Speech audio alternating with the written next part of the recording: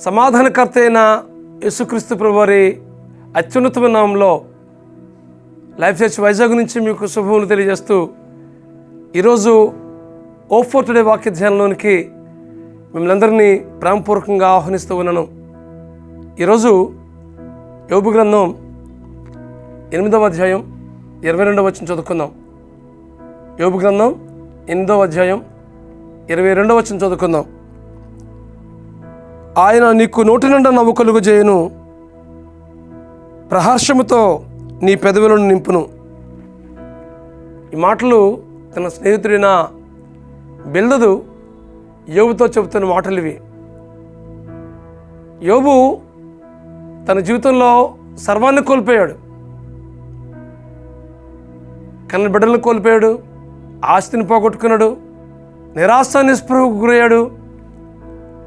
ఎలాంటి పరిస్థితుల మధ్య ఉన్నాడంటే ఇప్పుడు ఒంటి నిండా కురుపులు, ఆ గాయాల్ని గోక్కోవడానికి ఒక చిల్లు పెంకు తీసుకుని గోక్కునే పరిస్థితి. సర్వాన్ని కోల్పోయాడు. ఎంతో ఆస్తిపరుడు,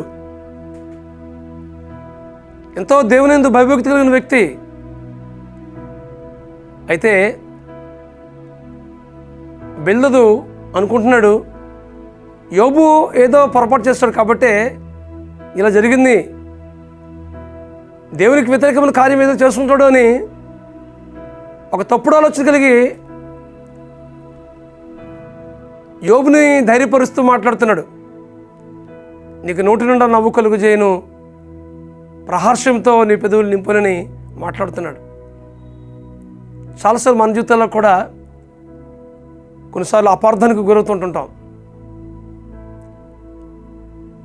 నీతిమంతుని కలుగు ఆపదలు అనేకమైన దీని వాక్యం మాట్లాడుతుంది. ప్రభు కొరకు బ్రతుకుతున్నప్పుడు, ఆయన కొరకు జీవిస్తూ ఉన్నప్పుడు చాలాసార్లు కొన్ని ప్రతికూలమైన పరిస్థితులు కూడా మనం నడిచే పరిస్థితులు ఎదురవుతూ ఉంటాయి. అలాంటి పరిస్థితుల మధ్య దేవుని మీద పరిపూర్ణంగా ఆధారపడి మనం జీవించినప్పుడు మన జీవితంలో దేవుడు కార్యాలు చేస్తాడు. ఇక్కడ యోబు మనం గమనించినట్లయితే ఆయన జీవితంలో చాలా కోల్పోయాడు. చివరికి ఒక నిరాశ నిస్పృహకు నెట్టివేయబడే పరిస్థితుల్లోకి వెళ్ళిపోయాడు. యోబు గ్రంథంలో మనం గమనించినట్లయితే ఆ 37 అధ్యాయుల వరకు కూడా కన్నీరు రోదనే కనిపిస్తూ ఉంది.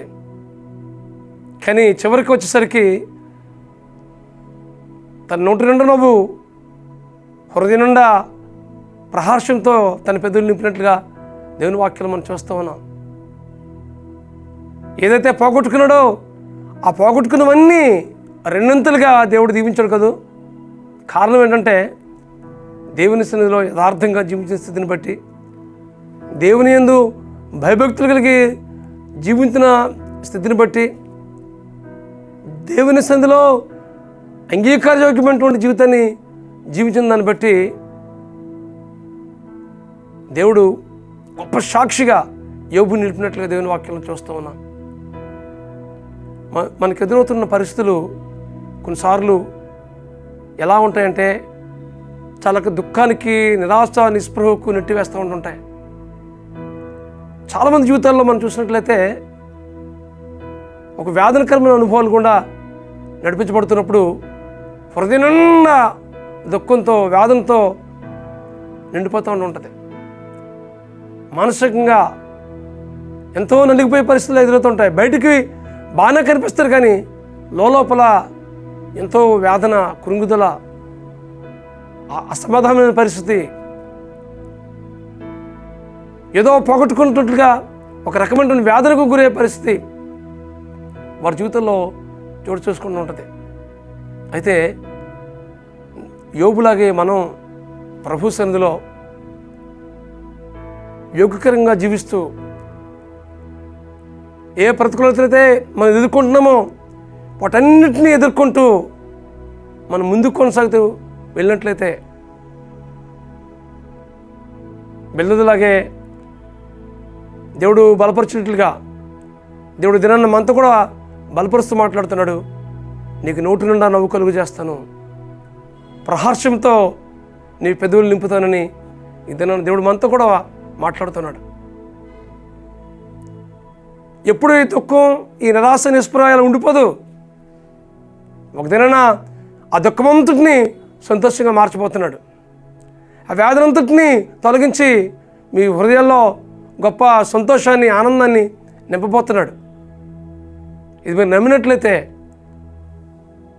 దేవుని సన్నిధిలో ఆ పరిస్థితి అంతటిని అప్పగించుకుని నిరీక్షణతో ఎదురు చూసినట్లయితే మీ జీవితంలో కూడా మీ నోటి నుండి నవ్వు, హృదయం నుండా సమాధానంతో నింపుతాడు. ఈ వాక్యం ఉంటుంది మీ జీవితంలో. ఏ పరిస్థితులు మీకు కృంగజేశాయి, ఏ పరిస్థితులు మీకు సమాధానం లేకుండా, నెమ్మది లేకుండా, హృదయంలో ఏదో భారమైన పరిస్థితి కలిగి మీరు జీవిస్తూ ఉన్నారు, ఏ పరిస్థితులు మిమ్మల్ని దేవునికి మీకు దూరం చేసే పరిస్థితి ఎదురవుతుంది, దేవుని నుండి దూరమయ్యే పరిస్థితులు మీ జీవితంలో ఏం అనుకుంటున్నాయి, వాటన్నిటినీ మనం జ్ఞాపకం చేసుకున్నప్పుడు, ప్రభువా నా పరిస్థితి ఎలా ఉంది ప్రభువా, బ్రతుకుతున్న పేరు ఉంది కానీ మృతులమైన పరిస్థితులు కూడా నేను నడుస్తున్నాను ప్రభు అని మీ జీవితాన్ని పరిపూర్ణంగా అప్పగించుకొని ఆయన పరిపూర్ణమైన విశ్వాసంతో, నిరీక్షణతో దేవుని సన్నిధిలో కనిపెట్టినట్లయితే మీ నోటి నుండి నవ్వు, హృదయం నుండా సంతోషాన్ని నింపబోతున్నాడు. ప్రహర్షంతో నీ పెదవులు నింపుతానని, మీ నోటి నుండి నవ్వు కలుగు చేస్తానని ఇదే నన్ను దేవుడు మనతో కూడా మాట్లాడుతున్నాడు. కాబట్టి ఏ నిరాశ, నిస్పృహకు గురవుతున్నారో, ఎలాంటి వెలితి మీ జీవితంలో చోటు చేసుకుందో, కుటుంబంలో కానీ వ్యక్తిగత జీవితంలో కానీ సమాధానం లేమితో నిరాశ, నిస్పృహకు లోనవుతూ ఉన్నదా? అయితే వాటన్నిటినీ దేవునికి అప్పగిద్దాం. దేవుని సన్నిధిలో ప్రార్థన చేసి కనిపెడదాం. ప్రభువు వైపుతున్న ఆశీర్వాదం వైపు నిరీక్షణతో ఎదురుచూద్దాం. మన జీవితంలో ఆయన శాంతిని, సమాధానాన్ని ఆయన ఇవ్వడానికి ఇష్టపడుతుందిగా నిరీక్షణతో కనిపెడదాం. యోబు ఎంత సహించాడో, ఎంత భరించాడో, చివరకు ప్రభు కొరకు ఎలాంటి పరిస్థితులు ఎదురవుతున్నప్పటికీ ప్రభు కొరకు బ్రతకడంలో ఏమాత్రం విశ్వాసం తొలగిపోకుండా నిరీక్షణతో ఎదురుచూసి ప్రభు మీద సంపూర్ణంగా అనుకుని ఎదురు చూశాడు. కాబట్టే యోబు జీవితంలో రెండంతలుగా దేవుడు దీవించాడు.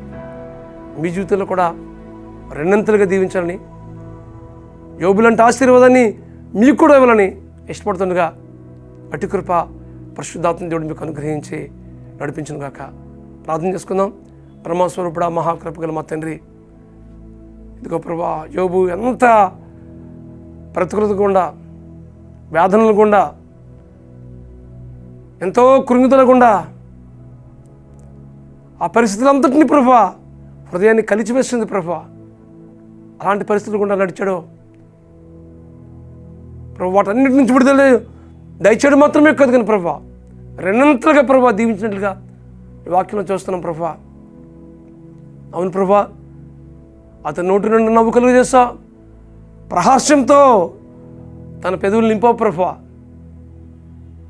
మా ప్రియుల జీవితాల్లో కూడా ఏ ప్రతికూలత గుండా మీరు నడుస్తున్నారో ప్రభా, ఏ సమస్యలు వారికి బాధిస్తున్నాయో ప్రభా, వాటన్నిటి నుంచి విడుదల కలుగు చేసి ఆ దుఃఖకరమైనటువంటి, వేదనకరమైనటువంటి హృదయాల నుంచి ప్రభా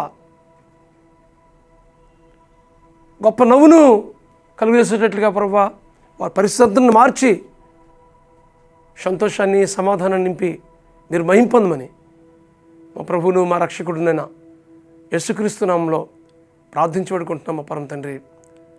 ఆమేన్, ఆమేన్, ఆమేన్. మీ ప్రతికూలత అంతటినీ దేవుడు ఒక సాక్షిగా ఉంచి ఆ సమస్య నుంచి గొప్ప విడుదల కలుగు చేసి మీ నోటి నుండి నవ్వు, ప్రహర్షంతో నీ పెదవులు నింపుట్లో గొప్ప సాక్షిగా దేవుని నిలుపుట్లో పరిశుద్ధాత్మ దేవుడు మీకు సహాయం చేసి నడిపించును గాక. God bless you friends. Have a wonderful day. God bless you.